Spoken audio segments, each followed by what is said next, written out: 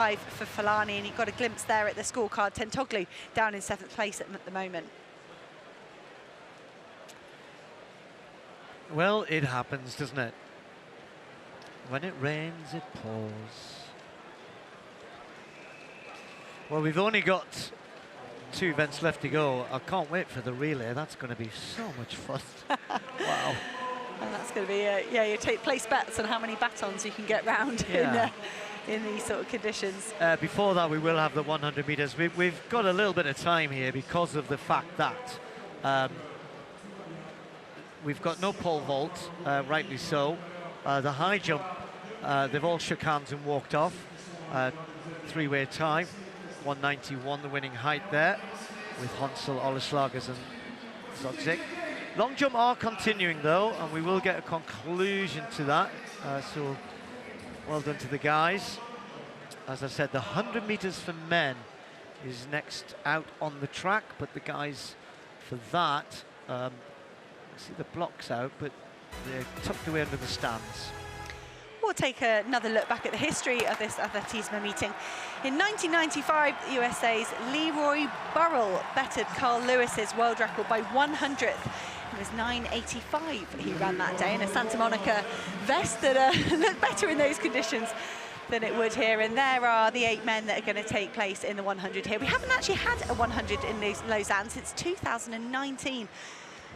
Meeting record is Johan Blake, 9:69 from 2012.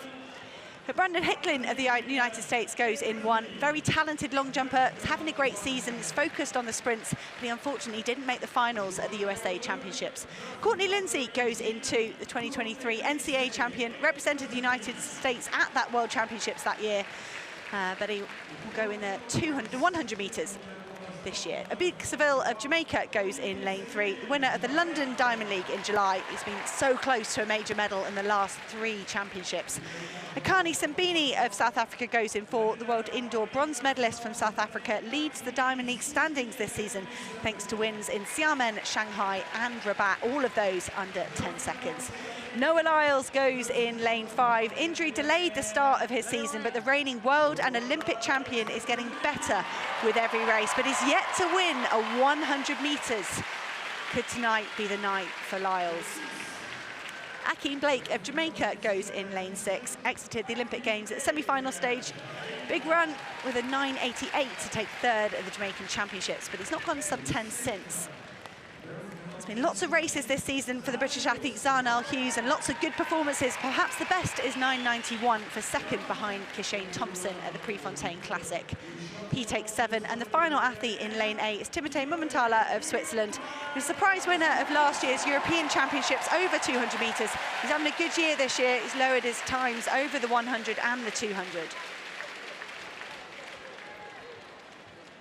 The world-leading athlete Kishane Thompson was due to be in this race here in Lausanne. He pulled out with sore shins after his win in Silesia. He saw the weather forecast. And he thought, no thanks. So Lyles, he lost to Jamaican Seville in London, and then he lost to Thompson in Poland at the weekend. He's got some strong Jamaicans here again. But Noah Lyles, the reigning Olympic champion, in the middle of the field here in lane 5. The men's 100 metres.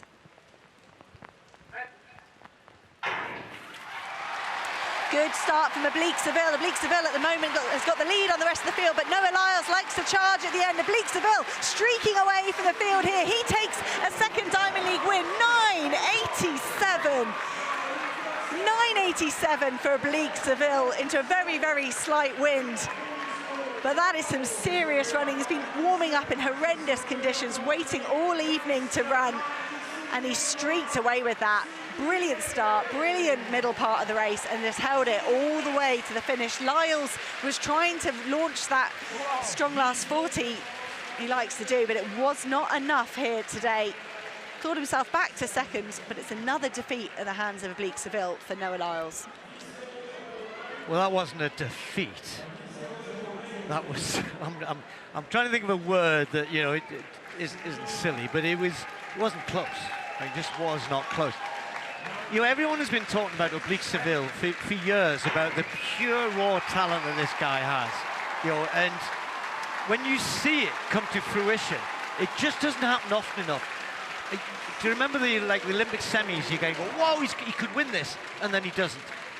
He does this in these conditions. Are you kidding me? 987. I mean, if anyone's going to start singing in the rain, it's going to be this guy. I mean, that was the performance of the night. Surely 987 in these conditions. It's got cold now. There was a slight headwind. Your warm-up gets interrupted. So yeah, Noah Lyles, something to think about there. If this guy can produce that sort of performance when he has to, when he needs to, then watch out, because surely he can run into the 970s. On the big stage in better conditions than this. That was phenomenal. That was phenomenal, and I like the way Oblique SEVILLE and Kashane Thompson, they're not racing each other all that much. Of course they did at the Jamaican Championships. Kashane Thompson came out on top with that world leading mark, but I don't know, you can kind of use the excuse at the start